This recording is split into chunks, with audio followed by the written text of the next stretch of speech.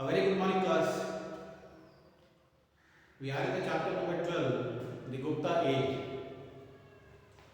and we are talking about the life under the Guptas. How was the life, or how was the administration system under the Guptas? How did they manage the different affairs of the state, the different affairs for the welfare of the subjects? How did they manage it? What are the steps they took so that a better planning or better implementation of plans could be done?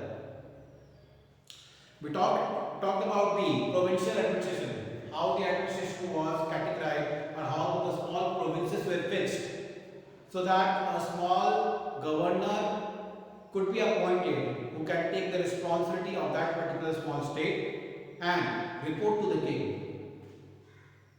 Today we are going to talk about the life of the people. How was the life of the people, major occupations of the people, and the conditions of women during the Gupta age. Why was it that the Gupta age, from being a golden age in the history of India, got its root uprooted, or there was no name in the history after a certain period of time? Why was it that its administrator or its ruler could not keep the consistency on for the coming generations, but rather they had to lose their power, the thrones were taken away? What were the major drawbacks of these religions or these administrations, these periods? That will come to know. So the topic of the day is the life of the people during the Gupta age. How was the life of the people? The major occupation or the main occupation of the people was agriculture. This was the main occupation of the people, agriculture. Main occupation of the people was agriculture. Even today's data, if you see, the current data that this generation, 21st generation practices, is that around 60 to 65% of the population is directly or indirectly dependent on agriculture. During those days, it was nearly about 80%. 80% of the people were dependent on agriculture.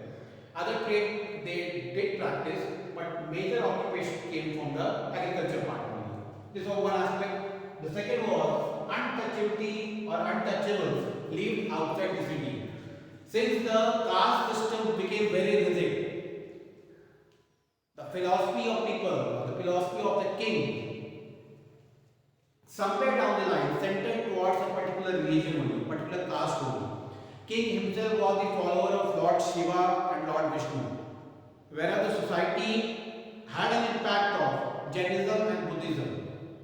So altogether there was a clash, there was a conflict, which religion to follow, which religion not to follow. And as a result of it, many sub-castes started taking place. Many new castes came into action, which people again started worshipping with a rigid fact, without knowing the norms, without knowing the ifs and buts of the religion. They started following and they turned out very rigid. In that due course only, the untouchables were basically those people who belong to the lower caste. The whole caste system, if you read the history, which you read in the higher class, the whole caste system is divided into four parts: Brahmins, Kshatriya, Shudra and Vaishya. Where the Brahmins had the upper hand when they were given the upper class, the Shudra were given the lower class. The whole society had a conflict, or there was an acceptance from the king that the creamy post or the officer class post will be given to the Brahmin category or Brahmin class only. And the rest of the people who were performed with a low profile job, they belong to the untouchable group. So untouchable people were not allowed to live in a particular group or particular city. Rather they were allowed to, or were asked to live outside the city. And the history says that they were treated in a very bad manner, or you can say in a very negative manner. They were not allowed to receive education, they were not allowed to practice the religious norms, or they were not allowed to visit the religious places, they were not allowed to sit near the upper class. So that all discrimination created a separation for them, and they were not very profound with the challenges that were put to them. What was the condition of women? See, these are demerits when you come to know. You will know that why did the Guptas come to an end? Why did the golden period of Guptas came to an end or got a break? If it was a golden era, if it was a golden system, if the Gupta period is known to be a golden period in the history of India, there are major reasons to it. The reasons were that it had a very strong military system. The king was administered by a group of 9 kings who were very intellectual people who participated in different activities. Then there was a reason that he had a support from all around, all the neighboring states or the neighboring parts even supported the king. The trade flourished into different parts. The major sources of earning was increased, not only within the boundary of the country, but apart from that, or even in the foreign country, the impact of trade was there. Means the money was collected from different sources. So all those led to the great upliftment of the Gupta society or the Gupta administration. That is why the history recalls this period as the golden period. But what were the major drawbacks which brought this system into an end? Why did such a golden period come to an end? The reason has to be figured out, and these are the reasons. When you don't give acceptance to a particular group, that suppressed group will somewhere get divided. So untouchables were one. Second was the women. No formal education was given. Now, no formal education here means the toddler who has just turned up to receive education now has been denied of the right. Has been denied of the right to receive the education. Means when you deny a particular group, a particular women of a right of education, that means you are not trying to, or you are not letting that particular group to be aware about what is happening in the society, how the things are going on. You are not letting him or her get the awareness. So that was the system over here. No formal education was given to the women. It was only made for the female child, not for the male child. First demand. Second was early marriage.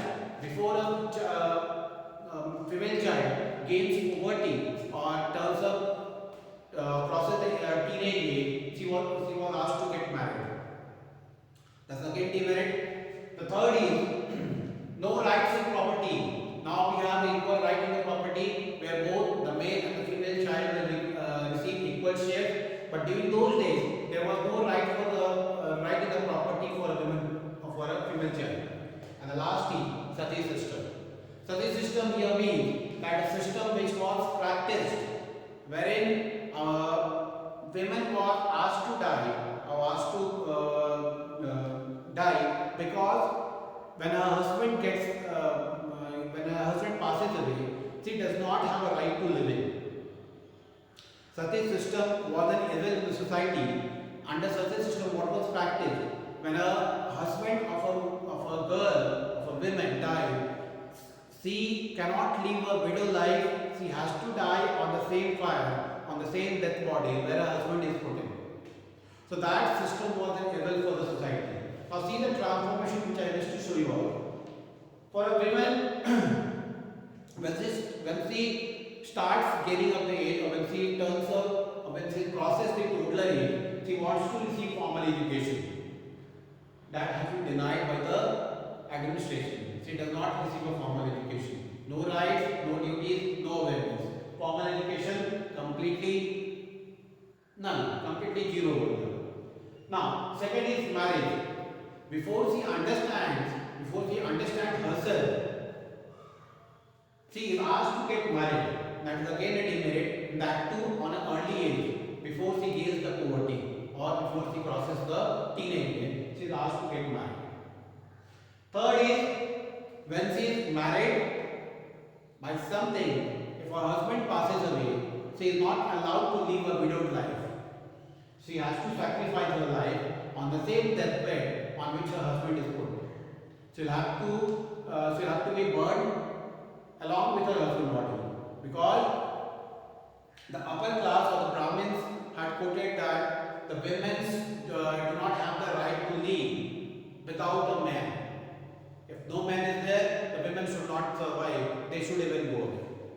So that was the myth, or that was the evil which was practiced in the society, and that is why all these things which were said to be the explosive factor for the growth of the administration, for the growth of a system, these all were kept aloof, and as a result, these all got weakened, these all were suppressed, as a result of which the Guptas had to suffer, or the Gupta administration had to suffer, and they got weakened, and they had to move out of the throne. They had to move out of the administration system.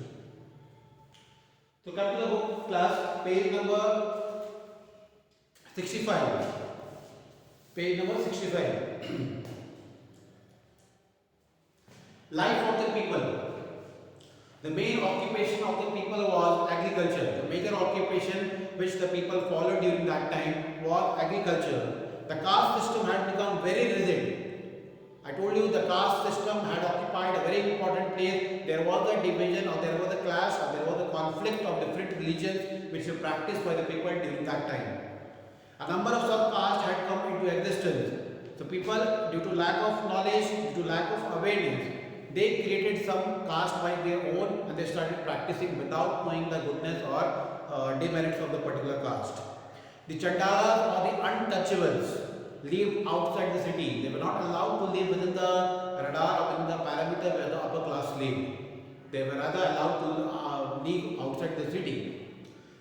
Next is the condition of women. What was the condition of women? It was very pathetic, it was very questionable.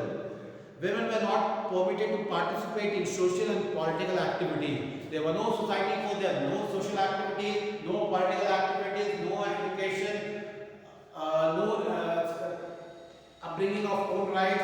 You cannot do anything that you wish to. But rather, the things were suppressed on you, the things were put on you, and you were supposed to follow only. They were usually not given formal education. Early marriage was the accepted social norm for girls. Women were not entitled to property except in the form of jewelry or stridhan. This is another drawback. They were not given equal rights in the property. Now the Supreme Court has given a justice, or the Supreme Court has given a verdict that in the 21st century, every child is equal before the law, and they should be given an equal status. They should be given equal rights in the property, no matter whether it is a female child or a male child. So that's a major change in the current generation or in the current system. But in those times it was an evil only. Many restrictions were imposed on widows. Even the widows were not left. Once a husband passed away, they were not even left free, that they could do something of their own choice. A widow could be forced to become sati by burning herself on the funeral pyre of her husband. She was not left free. She was separate, and she was asked to die. She was asked to sit on the same fire on which her husband's body is burned. So that was another evil. So I told you, from formal education to marriage to widow, everywhere the women were separate, and that is why when the Bhakti movement came in, they started playing a key role in the creation of the caste system, in the creation of the religious policies. They did not follow these tantrums. They believed that all these are of no use, and they came up with their own nirvana, that every human being is a god, every other person is a god. The thing is that you must respect the other person's choice, other person's way of living, and law of karma follows on, law of action follows on. What you do, the same will you will get. So that is what a major change came when the Bhakti movement, when the Kabir and the Kabir came into action, or Kabir came into the role. He started spreading the message, which you will come to know about all these when you move to the higher classes. Basically from class 7 onwards, you will read about these movements. Okay class, this is for all. In next class, we shall talk about the trade practices which gave a good source of income to the Guptas. Thank you.